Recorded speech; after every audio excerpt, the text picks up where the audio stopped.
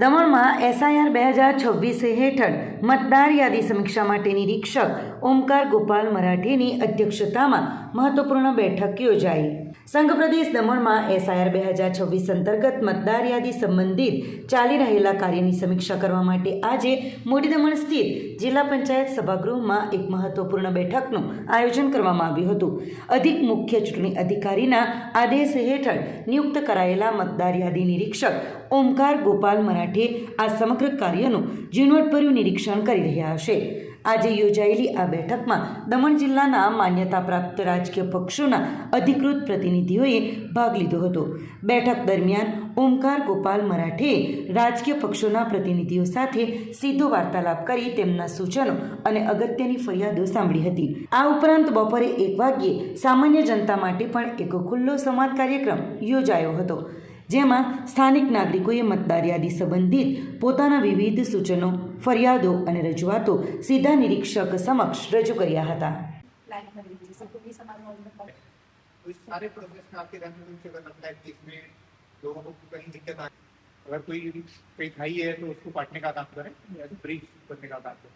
लेकिन इसके बियॉन्ड भी अगर आपको कुछ जहाँ लगता है कि आपको कुछ बात करनी चाहिए तो आप मुझे बोलो नहीं या ऐसी कोई और दिक्कतें आपके ध्यान में आई है तो आप डॉक्यूमेंट की कमी की वजह से रिजेक्ट हो रहा है। उन लोगों के बीच में मैक्सिमम डॉक्यूमेंट से एक्सेप्ट हो जाएंगे, लेकिन कुछ रिजेक्शन के અતુલ હાઈવે પર દોડતી સ્કોર્પિયોમાં આગ, 2 મુસાફરોનો આબાદ બચાવ, કાર બળીને ખાખ। વલસાડના અતુલ નેશનલ હાઈવે પર પાર નદી નજીક દોડતી સ્કોર્પિયો કારમાં અચાનક આગ લાગી હતી। આ ઘટનામાં કારમાં સવાર 2 મુસાફરોનો આબાદ બચાવ થયો હતો, જ્યારે કાર સંપૂર્ણપણે બળીને ખાખ થઈ ગઈ હતી। પ્રાથમિક માહિતી અનુસાર પાડીના 2 વ્યક્તિઓ સ્કોર્પિયો કાર નંબર GJ21M2299 લઈને વલસાડ તરફ જઈ રહ્યા હતા। મુંબઈથી સુરત તરફના હાઈવે પર ભારે ટ્રાફિક જામ હોવાને કારણે તેઓએ પારડી આઈટીઆઈ પાસેથી રોંગ સાઈડમાં વાહન ચલાવી વલસાડ તરફનો રસ્તો લીધો હતો। પાર નદી નજીક આઈટીઆઈ રેલવે ફાર્મ હાઉસ પાસે પહોંચતા જ કારના બોનેટમાંથી અચાનક ધુમાડો નીકળવા લાગ્યો। થોડી જ ક્ષણોમાં આગે વિકરાળ સ્વરૂપ ધારણ કર્યું હતું। કારમાં સવાર બંને વ્યક્તિઓ સમયસર બહાર નીકળી જતા મોટી જાનહાનિ ટળી હતી। ઘટનાની જાણ થતાં જ ફાયર બ્રિગેડની ટીમ તાત્કાલિક ઘટના સ્થળ પર પહોંચી હતી અને પાણીનો મારો ચલાવી આગ પર કાબૂ મેળવ્યો હતો।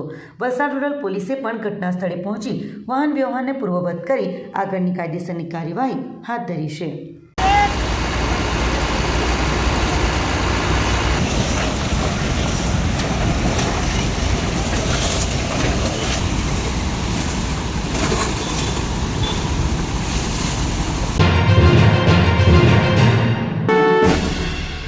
દમણના ઘેલવાડમાં મતદારોની સુવિધા માટે વિશેષ એસઆઈઆર સુધારણા કેમ્પનું આયોજન, સરપંચ હેતાક્ષી પટેલની પ્રશંસનીય પહેલ। ગત જૂન માસમાં સંઘ પ્રદેશ દમણના ઘેલવાડ વિસ્તારમાં મતદાર યાદી સુધારણા માટે વિશેષ એસઆઈઆર કેમ્પનું આયોજન કરવામાં આવ્યું હતું, જેમાં મોટી સંખ્યામાં ગામ લોકોએ ફોર્મ ભર્યા હતા, પરંતુ જરૂરી ગણતરી પત્રકો જમા ન કરતા અનેક ફોર્મ રિજેક્ટ થયા હતા અને અંદાજે 400થી વધુ લોકોને ફોર્મ કરેક્શનની નોટિસ પાઠવવામાં આવી હતી। આ તમામ મતદારોની સમસ્યાના નિરાકરણ માટે આજરોજ ઘેલવાડ કોમ્યુનિટી હોલ ખાતે ઘેલવાડ ગ્રામ પંચાયતના સરપંચ હેતાક્ષી પટેલ દ્વારા એક વિશેષ એસઆઈઆર સુધારણા શિબિરનું આયોજન કરવામાં આવ્યું હતું। ઘેલવાડ વિસ્તારમાં પરપ્રાંતીય મતદારો અને કંપનીના કામદારો બહોળા પ્રમાણમાં રહેતા હોય છે, ત્યારે તેઓને પોતાના કામકાજમાંથી રજા લઈને કલેક્ટર ઓફિસ સુધીના ધક્કા ન ખાવા પડે અને સરળતાથી નવા સુધારા વધારા સાથે ફોર્મ સબમિટ કરી શકાય તેવા ઉમદા હેતુથી આ કેમ્પ યોજવામાં આવ્યો હતો। આ ખાસ શિબિરમાં ભાજપ પ્રદેશ પ્રમુખ મહેશ અગરિયા પણ વિશેષ ઉપસ્થિત રહ્યા હતા, જેઓએ સ્થાનિક મતદારોએ ઘર આંગણે મળેલી આ સુવિધાનો મોટી સંખ્યામાં લાભ લેવા અપીલ કરી હતી। आज हम लोग ने घेलवाड़ पंचायत में कैंप रखा। जिनको भी नोटिस आई थी एसआईआर फॉर्म में जो भी मिस्टेक थी, उन सब के लिए आज कैंप रखा गया ताकि उनको कोई तकलीफ ना हो। तो हम लोग ने आज हमारे एरिया में कैंप रखा ताकि सब आके उनका जो भी करेक्शन है वो करके फिलअप करके जा सके। करीब 400 तक की नोटिस आई थी, करेक्शन थी सब में, तो वो सबका आज हम लोग ने कैंप रखा यहाँ पे घेलवाड़ एरिया में। बूथ वाइज सब आए और उनका फॉर्म फिलअप हुआ। सबको छुट्टी नहीं मिलती है जहाँ भी जॉब जाते वहाँ पे, तो कलेक्ट्रेट में जाने के लिए उनको काफ़ी तकलीफ अनुभव हुआ था। तो हम लोग ने यहाँ पे कैंप रख दिया तो ताकि सारे चौल में रहते हैं, बिल्डिंग में रहते हैं, सब आके यहाँ पे उनका नोटिस जो भी आया था उनकी करेक्शन करवा के वो फॉर्म फिलअप हो जाए। સેલવાસમાં સનસનાટી, બંધ મકાનના બાથરૂમમાં સુટકેસમાંથી મહિલાની સડેલી લાશ મળી, સાથે રહેતો પ્રેમી ફરાર. સેલવાસના ટોકરખાડા નજીક આવેલ દાન હોટલ પાછળ જોગેશ નગીનભાઈ પટેલની ચાલીના એક બંધ મકાનના બાથરૂમમાંથી સુટકેસમાં ભરેલી એક મહિલાની અત્યંત સડી ગયેલી લાશ મળી આવતા સમગ્ર પંથકમાં ભારે ખળભળાટ મચી જવા પામ્યો છે. પ્રાપ્ત વિગતો અનુસાર છેલ્લા 2 મહિનાથી મકાનનું ભાડું ન આવતા અને મકાન સતત બંધ રહેતા મકાન માલિકે શંકાના આધારે તાળું ખોલાવી અંદર પ્રવેશ કર્યો હતો, જ્યાં બાથરૂમમાં રહેલી એક બેગમાંથી દુર્ગંધ મારતો અને ઓળખી ન શકાય તેવો મૃતદેહ મળી આવ્યો હતો. પ્રાથમિક તપાસમાં મૃતક મહિલાની ઓળખ બિહારના નવાદાની વતની જ્યોતિકુમારી તરીકે થઈ રહી છે, જે એક યુવક સાથે અહીં રહેવા આવી હતી. આ યુવક 2 મહિના અગાઉ થોડા દિવસમાં પરત આવવાનું કહીને રાતોરાત મકાન છોડીને વતન જવા નીકળી ગયા બાદ પાછો ન ફરતા તેણે જ ક્રૂર હત્યા કરી લાશ બેગમાં છુપાવી હોવાની પ્રબળ આશંકા સેવાઈ રહી છે.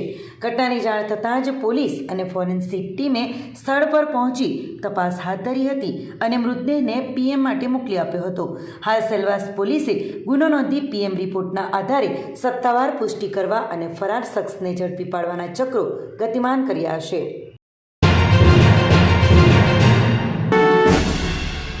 વાપીના ડુંગરામાં બંધ મકાનને નિશાન બનાવનાર 2 રીઢા ચોર 50,000ની રોકડ સાથે ઝડપાયા.